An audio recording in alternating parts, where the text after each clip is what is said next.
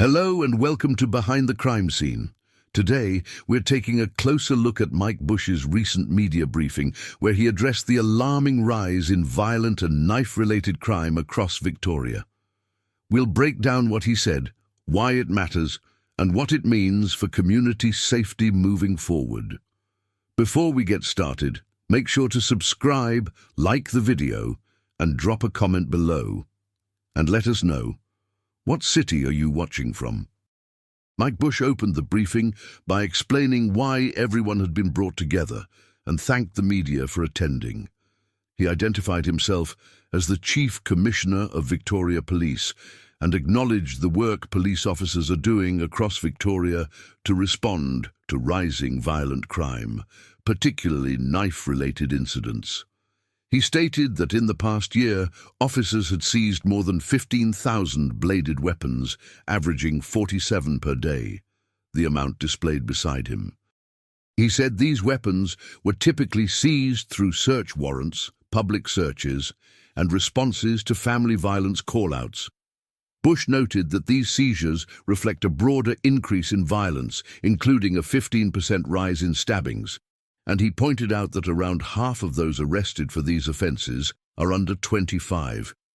He said the ongoing seizures are a key part of reducing harm in the community and demonstrate how significant the issue has become. He stressed that no one should suffer the physical or psychological trauma of knife crime, and he said police will continue targeting both high-risk locations and individuals believed to be involved in violent behaviour. He added that anyone choosing to carry weapons with the intent to harm others will be relentlessly pursued. Questions from the media: machete bins versus police seizures. When asked how many weapons came from police powers versus machete disposal bins, Bush said that none of the 15,000 seized items came from the bins. They were all collected by officers in the community. He said the 6,000 items surrendered to machete bins should be added to the total, highlighting the size of the problem. Impact of machete bins. He was asked whether machete bins had reduced knife crime since their introduction. Bush responded that knife crime is still increasing, which shows the seriousness of the issue. He said both enforcement and early intervention are needed and promised to provide more recent data later. Search area powers and wands. Bush said he could not break down how many seizures were made in designated search areas, but described those powers as very effective. He said the new metal detection wands would also assist officers, as they are less intrusive and efficient. When questioned about how officers would carry them, he said they would have them readily accessible, either on their belts or in vehicles. Police Association consultation reporters asked why the Police Association said they were not consulted about recent announcements. Bush said Victoria Police had spoken with the union, though he understood the union felt details were limited. He said discussions with the union would continue. Government versus police ideas.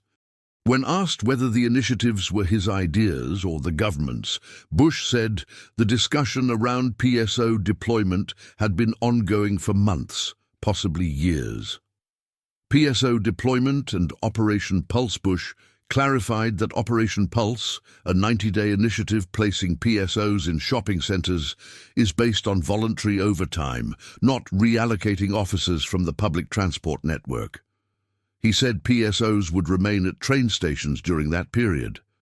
Regarding longer-term changes to PSO deployment, he explained that these would begin once logistics were finalized, and the purpose was to give PSOs more mobility across the network. He said PSOs would still be visible at stations, on trains, and around platforms, but would no longer be fixed to specific posts where crime levels are historically low. When asked whether removing PSOs from platforms could negatively affect women's perception of safety, he said visibility remains important and officers would still be deployed where they are most needed. Porepunkah investigation. Bush was questioned about his upcoming trip to Porepunkah.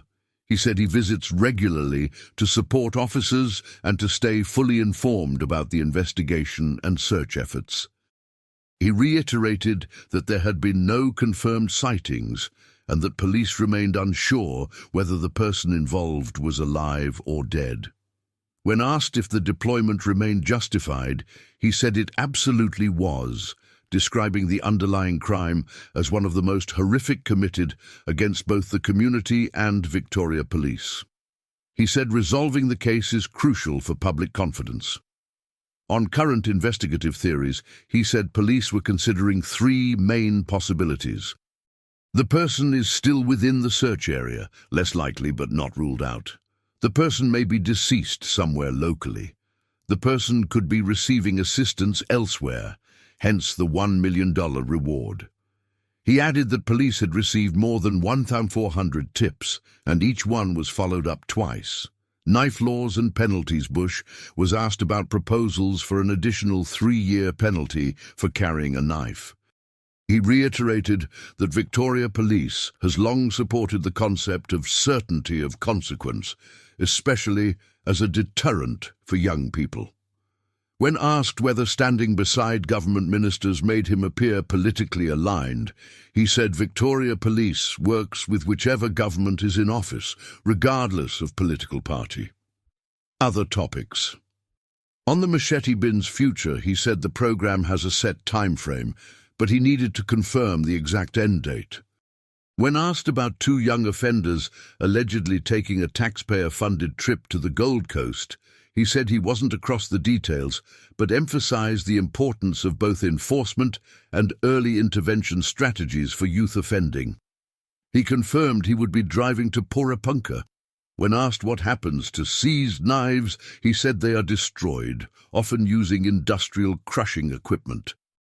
And that wraps up our deep dive into Mike Bush's latest briefing and what it means for the future of public safety.